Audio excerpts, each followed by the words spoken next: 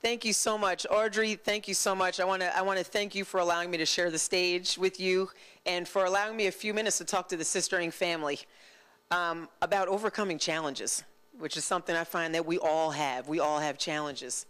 How many of you have ever had a setback or a hardship or a tragedy that has stopped you from moving forward? Thank you. Well, I know something about hardship. I've had an intimate relationship with hardship for the last 18 months to 2 years.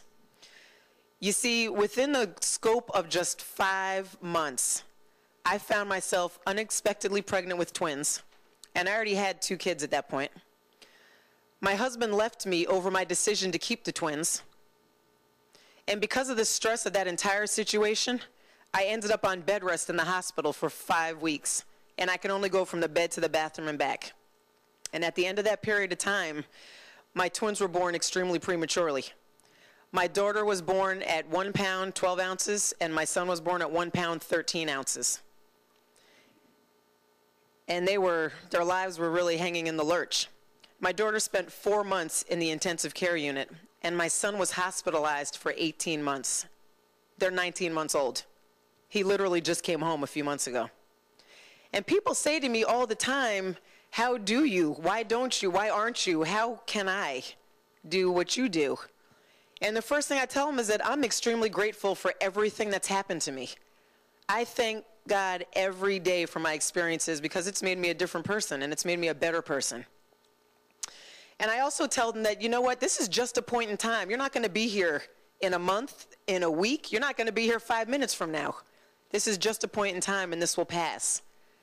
Dr. Althea Massey says that your circumstances are not your conclusion.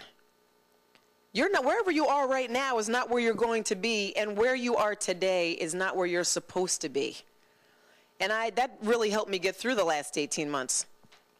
You know, the other thing I tell people is that we're supposed to take hits. Life is not supposed to be all easy. So, you know, I've been boxing for about 4 years now.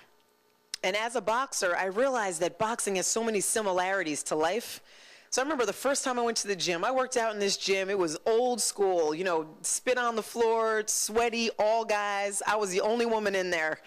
And I walked in and I was like, what am I doing? Am I crazy? Everybody stopped. It was like in Rocky, that scene where he walks into that gym in the hood and everybody stops. That was me. Everybody stopped. And my trainer said, come on, you got to get in the ring. I was like, no, that's all right. Let's just be over here where nobody could see me. He said, no. You got to get in the ring. So I got in the ring, and I held on to the ropes. I stayed in that corner, and he said, Tammy, you have to get off the ropes. And I realized how much boxing is like life. In order to participate in it, you need to get in the ring and get off the ropes. So I finally did get off the ropes, and I got hit hard, and I hated it. And the first time I got hit, I hit the canvas. And it's not like in the movies where like you hit, ow, and you get up. I mean, I hit hard and I said, oh, it's nice to be down here. I liked being on the canvas. And as they're counting me out, 1, 2, 3, I had these thoughts going through my head, which basically said, it's nice down here. I'm not in pain. I'm not afraid. Nobody's trying to beat me up. I'm just going to stay here until they finish counting. 5, 6, 7. And when he got to 7, something in me switched on. And I said, you know what? There's more in me. I have more in me, and I know that you have more in you.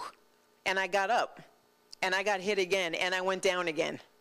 Yeah, I wasn't a great boxer. I kept forgetting to put my hands up. But I did. I went down again. But I got up a little faster that time. I got up on 3. Didn't take me until 7. And I got hit again.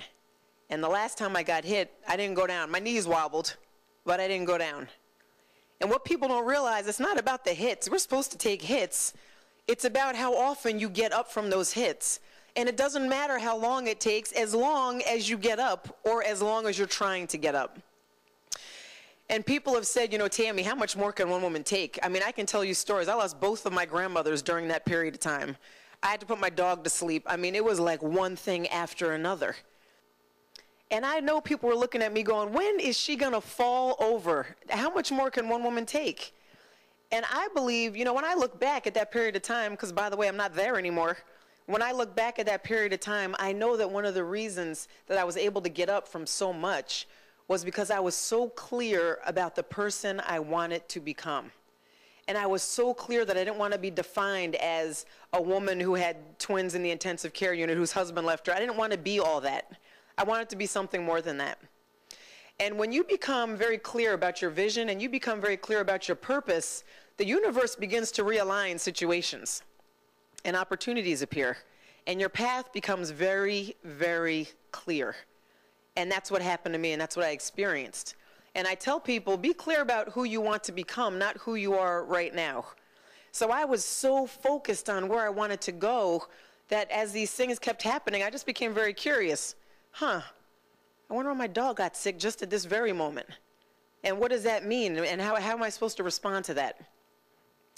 So I always tell people part of your getting through your struggle and part of getting through your challenges is being clear about who you want to be on the other side.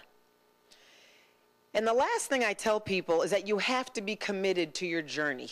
Whatever's happening to you is supposed to be happening to you. You can't short circuit it. You can't circumvent it. No one else can walk your path for you. You have to be committed to your journey. And when I talk about commitment, commitment to me means that you are taking action at 100% consistently, despite the fact that you don't know the outcome. Despite all of the uncertainty and all the impossibility of your situation, you're still committed to forward action. And when you're committed, again, you begin to move through your challenges. Why do we hold back? Why do people hold back on themselves? You know, I saw this movie. It's one of my favorite movies, and not many people have seen it. It's called Gattaca. And this is a futuristic movie, and it's a movie about two brothers. One brother is born what they call normal, just the way we're born. 9 months, you come out, bang, you are what you are. The other brother was genetically engineered to be a far superior human being, not just superior to his brother, but to anybody. Superior intelligence, stronger, smarter, faster, better looking, didn't need glasses, you named it. They biogenetically engineered this other brother so that he would be better than everybody else. So these two brothers grow up together and they play this game. And what they do is they go down to this beach and they run into the water and they swim as hard and fast as they possibly can until one gets tired or scared and wants to turn back. So they play this game their entire lives, and the stronger brother always wins, always wins. And there's one day that comes where the weaker brother is keeping up with the stronger brother. And the harder and faster the stronger brother swims, the weaker brother is right there at his shoulder. And it gets to a point where the weaker brother passes him. And the weaker brother is swimming and swimming, and the stronger brother begins to struggle, and he starts to drown. And the weaker brother has to come back and get him. And he brings them back to shore, and they're both laying on the beach. They're out of breath, and you can see the ocean, and it's pitch black. And the stronger brother says, I don't understand. I'm the stronger brother. I'm the better man. How did you beat me? And the weaker brother says, I never saved anything for the swim back. I never saved anything for the swim back. He gave everything he had. He risked it all. He overcame fear. He swam as hard and as fast as he could, despite the fact he might not have enough energy to get back. Why do we want to go backwards, though? Why do we hold back? We should leave it all on the table. We should put it all out there. So when I talk about being committed to your journey, put it out there. As I went through what I went through, I realized I don't need to save anything for the swim back.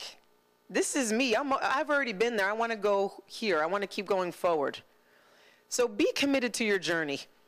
Every challenge you have, every obstacle you face, move past it. Grow through it. Don't just go through it, grow through it. And I'm going to leave you with that. And I want to thank Audrey Bell Kearney for her opportunity to speak to the Sistering family, and I want to thank all of you very much. Good night.